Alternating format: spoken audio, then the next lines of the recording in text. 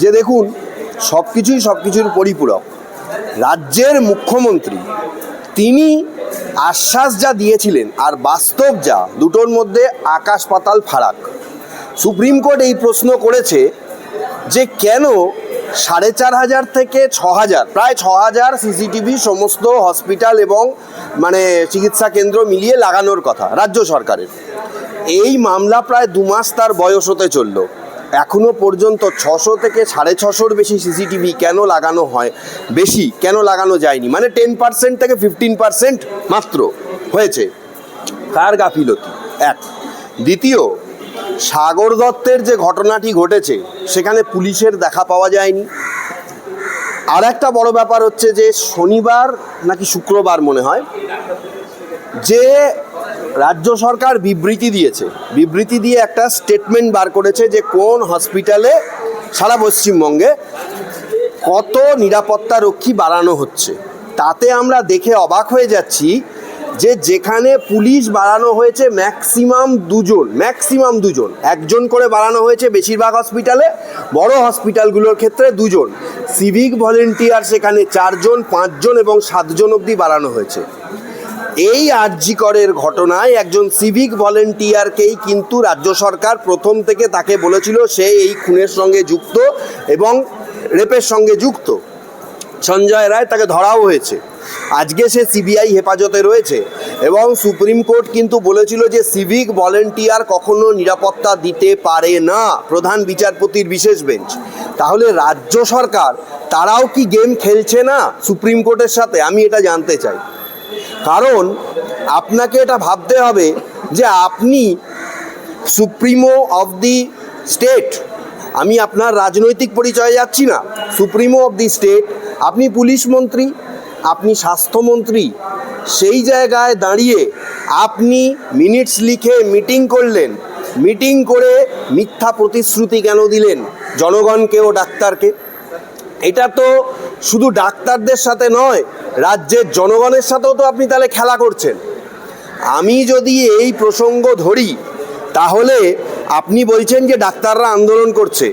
ঘটনাটা যে ডাক্তাররা যে আন্দোলন করছে এটা জেনে রাখুন, আরজি করে কোনো কাজ হচ্ছে না।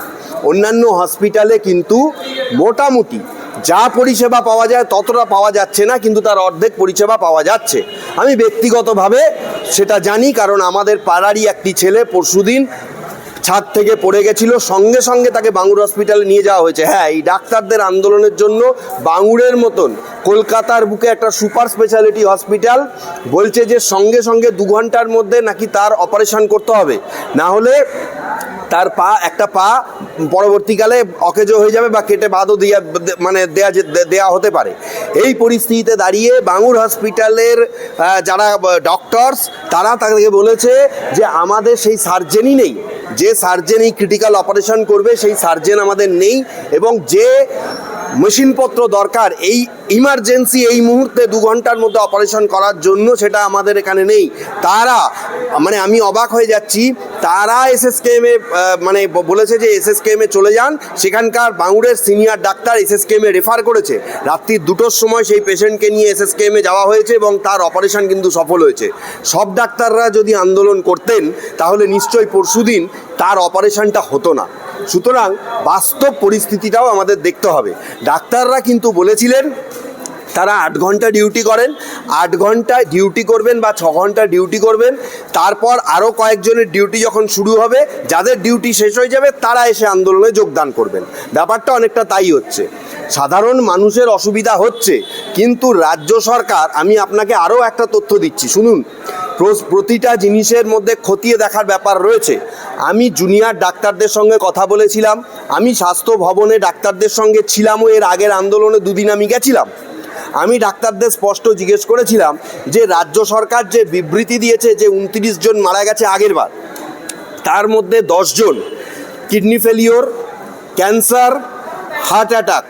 আমি ডাক্তারদের জিজ্ঞেস করেছিলাম ধরুন 5 জন ক্যান্সারে মারা গেছে, জুনিয়র ডাক্তাররা আন্দোলন করছেন, আপনাকে মাথায় রাখতে হবে এখনও সিনিয়র ডাক্তাররা আন্দোলনের মধ্যে যুক্ত হননি। 5 জন যে ক্যান্সারে মারা গেল, জুনিয়র ডাক্তারদের আমি জিজ্ঞেস করেছিলাম তোমরা কি ভাই ক্যান্সারের ট্রিটমেন্ট করো? তারা পরিষ্কার বলেছিল যে কোনো ক্যান্সার পেশেন্টের ট্রিটমেন্ট আমাদের করতে দেওয়া হয় না, আমরা করতে পারি না। তার কারণ হচ্ছে যে সেখানে সিনিয়ররা কেন ক্যান্সারে কতটা কেমোথেরাপি দিতে হবে, কোন ওষুধ প্রয়োগ করতে হবে, কী অপারেশন হবে, আমরা তাদের পাশে দাঁড়িয়ে অ্যাসিস্ট করি। কোনো বড় রোগের ক্ষেত্রে লিভার ফেলিওর ইত্যাদি বড় বড় রোগ যেগুলো হচ্ছে যে অপারেশন করার দরকার বা খুব ক্লোজ অবজারভেশনে রাখা দরকার, জুনিয়র ডাক্তাররা সেগুলো কিছুই করে না। তারপরে রাজ্য সরকার কায়দা বেড়ে যা মৃত্যু হয়েছে সেখানে লিখতে শুরু করলো চিকিৎসায় গাফিলতি। আচ্ছা, চিকিৎসায় গাফিলতিটা কিসের জন্য? আমি আপনাকে বাঙুর হসপিটালের এই কথাটা কেন বলছি? চিকিৎসায় গাফিলতি কি শুধু ডাক্তারদের জন্য? বাঙুর কলকাতার বুকে একটা সুপার স্পেশালিটি হসপিটাল, একটা ছেলেকে ওই অবস্থায় নিয়ে গেছে, ডাক্তাররা বলছে ঠিক আছে ওপর থেকে পড়ে গেছে, তার হাড়ে চিড় ধরেছে, ইমিডিয়েট তার অপারেশন দরকার, কিন্তু সেখানে ইকুইপমেন্টস নেই, সেই সার্জেন নেই। এই লজ্জাকার ইকুইপমেন্টস কলকাতার বুকে একটা সুপার স্পেশালিটি হসপিটালে যে নেই, এই লজ্জাকার। এই লজ্জা কোনো ডাক্তারের না সরকারের? কার ওপরে বর্তায়? আমি এটা একটা উদাহরণ দিলাম। আজকে কলকাতা টু কলকাতা রেফার করা হয়েছে বলে, কাছাকাছির মধ্যে বলে তার অপারেশন সাকসেসফুল হয়েছে, সে ভালো আছে, সুস্থ আছে। যদি এটা গ্রামের কোনো ঘটনা হতো, মফস্বলের কোনো ঘটনা হতো যেখানে আরও কোনো ইকুইপমেন্টস নেই, সেখান থেকে কলকাতায় আনতে আনতে তো ওই পেশেন্টের অবস্থা খারাপ হতো। এটা নয় পায়ের ব্যাপার, যদি তার হার্টের সঙ্গে সঙ্গে ব্লকেজ অপারেশন করতে হবে, তাকে তো কলকাতায় আস্তে আস্তে সেই পেশেন্ট মারা যাবে। এটাই তো হচ্ছে। আমাদের গোড়ায় গলদ রয়েছে। আমরা যখন কোনো দিকে অভিযোগের আঙুল তুলব, আমার মনে হয় সেই অভিযোগগুলো খতিয়ে দেখা দরকার। যে 10 দফা দাবিতে ডাক্তাররা আন্দোলন করছেন তাকে আমি পূর্ণ সমর্থন করি, কিন্তু পাশাপাশি আমি এটাকে সমর্থন কখনোই করি না যে তাদের কর্মবিরতির জন্য সাধারণ মানুষ, সাধারণ চিকিৎসা যারা নেন তাদের কোনো ক্ষতি হোক। তারাও সেই জায়গাটা করার চেষ্টা করছেন। আমি আপনাদের আবার বলছি, আরজি করে চিকিৎসা ব্যবস্থা কিছু এই মুহূর্তে হচ্ছে না। অভয়া ক্লিনিক খুলে আগে কাজ হচ্ছিল, এখন টুকটাক হচ্ছে। বাকি হসপিটালগুলোতে কিন্তু এমার্জেন্সি সহ অন্যান্য ওয়ার্ড সহ সমস্ত জায়গায় খোলা রয়েছে। কর্মবিরতি জুনিয়র ডাক্তাররা করছেন, এখনো পর্যন্ত সিনিয়র ডাক্তাররা তাদের কাজ শেষ করে তাদের সঙ্গে যোগ দিচ্ছেন। কোনো সিনিয়র ডাক্তারকে সেইভাবে তাদের কাজ বাদ দিয়ে কর্মবিরতি, এটা কিন্তু দেখা যাচ্ছে না। এটা হচ্ছে আমার আমি যেটুকু আমার নলেজ আমি আপনাকে সেইটুকু বললাম, কারণ দুটো দিকই আপনাকে দেখতে হবে, কয়েনের দুটো পিঠই রয়েছে। সুপার স্পেশালিটি হসপিটালে যদি ইকুইপমেন্টস না থাকে, আপনি যান হাইকোর্টে 2.5 বছর আগে একটি মামলা হয়েছিল, সেই মামলাতে মধ্যে আমরাও ছিলাম। এই রেফারেন্সে চক্করে রুগী মারা গেছিল, তার বাড়ির পরিবার জনস্বার্থ মামলা করেছিল।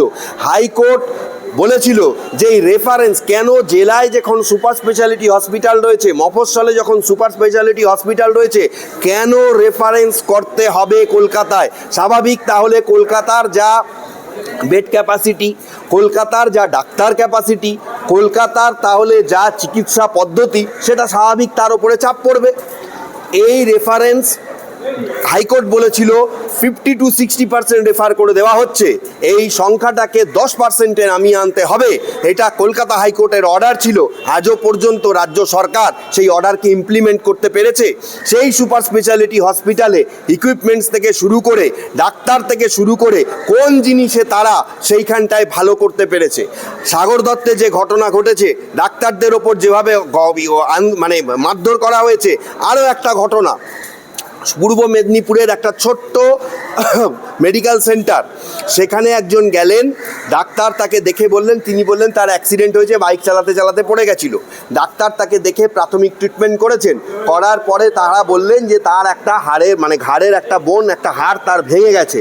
ডাক্তার তাকে বললেন যে আপনারা এখানে ফার্স্ট এড করে দিয়েছি, প্রাথমিক ট্রিটমেন্ট করে দিয়েছি, ঘাড়ের যে হাড়টা ভেঙে গেছে সেটা ইমিডিয়েট অপারেশন করতে হবে, সেই অপারেশনের পরিসর এইখানে নেই।